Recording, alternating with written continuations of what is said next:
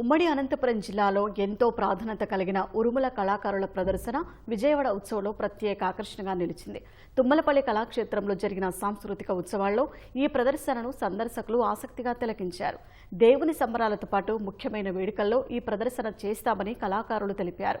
ఆదరణ తగ్గుతున్న కళకు ఇలాంటి కార్యక్రమాల ద్వారా వేదిక కల్పించడం సంతోషంగా ఉందంటున్న ఉరుముల వాయిద్య కళాకారులతో మా ప్రతినిధి కనకారావు ముఖాముఖి.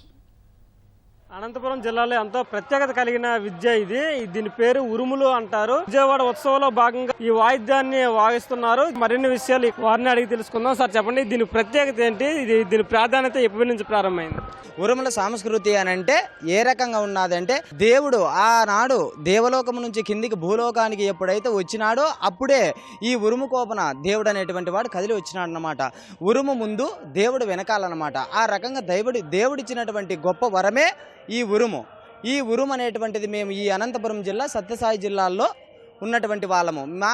మేము 1000 మంది కళాకారులు ఉన్నాం ఈ ఒక జిల్లాలో. కానీ ఈ ఒక కంచి కామాక్షి కావచ్చు, మధుర మీనాక్షి కావచ్చు, బెజవాడ దుర్గమ్మ కావచ్చు, ఈ రకంగా భ్రమరామ మల్లికార్జున స్వామి కావచ్చు, దేవతలందరికీ శ్రీ వీరనారాయణ స్వామి కానీ, శ్రీ గంగమ్మ తల్లి, 7 మంది అక్కమ్మ గారు, రాజులు కానీ, చెన్నకేశ్వర స్వామి కానీ, ఈ రకంగా దేవతలందరికీ దాసుడు ముందు దైవం వెనకాలన్నమాట.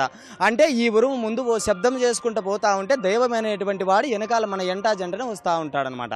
అనేటువంటిది ఈ ఉరుముల సంస్కృతి కళ. ఇది ప్రధానంగా అనంతపురం జిల్లాలో చాలా ప్రాధాన్యత ఉన్న కళ. దీనికి సంబంధించి ఈ విజయవాడ ఉత్సవంలో మీకు ఈ అవకాశం దొరకడం మీరు ఎలా భావిస్తున్నారు?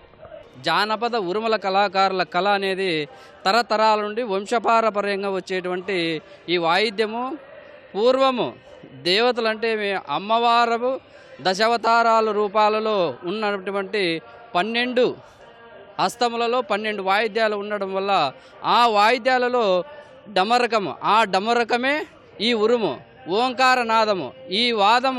ఈ నాదము చేసుకుంటూ పోతే ఓంకార నాదం అనమాట.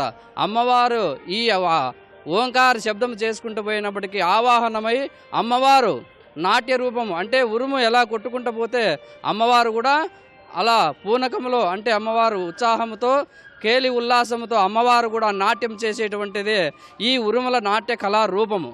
ఈ రూపము తరతరాల నుండి వంశపారపరంగా దేవతలు సర్వదేవతలకు చేసేటువంటి ఉత్సవాలలో ఈ ఉరుము వాయిద్యం అనేది కూడా చేస్తూ ఉంటాము. అనంతపురం జిల్లాలో ఇది ఒక ప్రత్యేకమైనటువంటి కళ. ఈ ఉరుముల కళాకారుల కళ దాదాపుగా మా వంశము, అంటే కొన్ని తరాల నుంచి కూడా ఈ వాయిద్యం ఉండాది.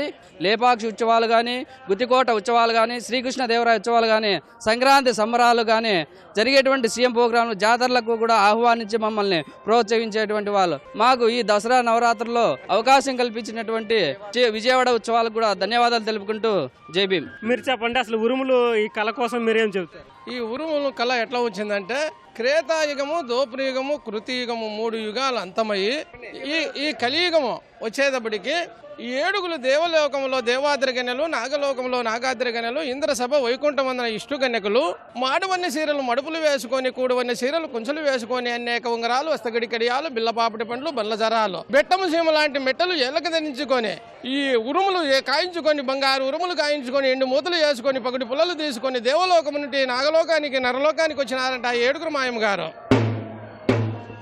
ఇది ఉరుముల కళాకారులు చెబుతున్న విషయం. ప్రభుత్వం తమకి విజయవాడ ఉత్సవాలలో అవకాశం కల్పించినందుకు ధన్యవాదాలు తెలియజేస్తున్నారు. కెమెరామెన్ సోమేష్తో కనకారావు, ఈటీవీ న్యూస్ విజయవాడ నుంచి.